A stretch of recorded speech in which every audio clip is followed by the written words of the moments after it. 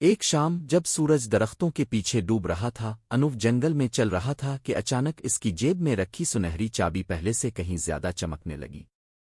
اسی لمحے زمین زور سے ہلنے لگی۔ پریزاد پریشانی کے عالم میں نمودار ہوا اور بولا، انوف، چاند کا پھول غائب ہو گیا ہے۔ یہ نایاب پھول ہر 100 سال میں صرف ایک بار کھلتا تھا اور اس کی روشنی جنگل کے جادو کو زندہ رکھتی تھی۔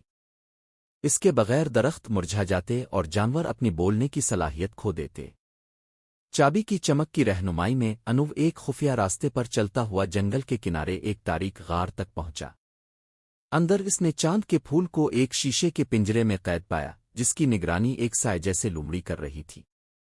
لومڑی غورائی، میں یہ پھول کیوں واپس دوں؟ انوف آگے بڑھا اور نرمی سے سمجھایا کہ کس طرح جنگل اور اس کے جاندار اس پھول کے جادو پر منحصر ہیں۔ لومڑی کی آنکھیں نرم پڑ گئیں، اس سے پہلے کبھی کسی نے اس سے نرمی سے بات نہیں کی تھی۔ اس نے پنجرا کھولا اور پھول انوف کو دے دیا، بس اتنی درخواست کی کہ اسے دوسرے جانوروں کے ساتھ رہنے دیا جائے۔